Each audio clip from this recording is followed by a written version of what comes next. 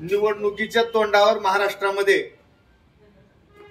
केवळ मत मिळवण्याच्या उद्देशाने लाखो तरुणांच्या, त्यांच्या आई वडिलांच्या, भावा बहिणीच्या, पत्नींच्या स्वप्नाचा जो चुराडा करण्यात आला, मुख्यमंत्री युवा प्रशिक्षणार्थी नावाची नवीनच टूम काढून बेकारीनं होरपळत असलेल्या, बेकारीनं खचलेल्या पिचलेल्या युवा पिढीशी जी बैमानी सरकारने केली, त्याचा आम्ही काँग्रेस पक्षाच्या वतीनं धिक्कार करत आहोत। आणि तुम्हाला लाज शरम असेल, ही सगळे युवा प्रशिक्षणार्थी तुम्ही हिंदूचं सरकार म्हणता, ही हिंदूच आहे।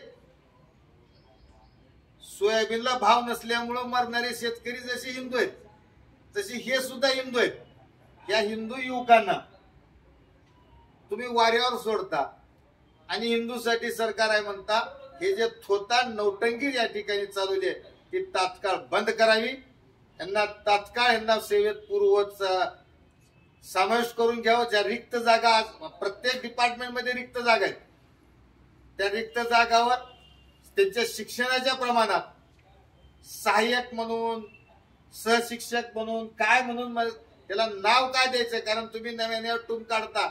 जसं मुख्यमंत्री युवा कार्य प्रशिक्षणार्थी म्हणून टूम काढली, तशी कोणती टूम काढा, काही करा, पण या लोकांना समाविष्ट करून घेतल्याशिवाय तुम्हाला गत्यंतर नाही। आणि जर ह्यांना 6 महिन्यात आउट करायचं असेल, तर तुम्ही 6 महिन्यात तुमचे पूर्ण झाल्या राजीनामा द्या सरकार।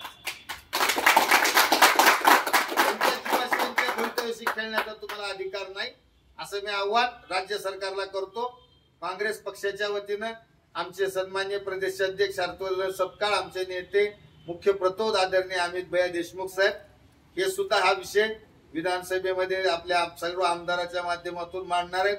आणि त्याच पद्धतीनं आम्ही रस्त्यावर उतरून एक वेगळा अभिनव लढा या लातूर जिल्ह्यामध्ये उभा करून या सरकारला सोळकी पळ करू।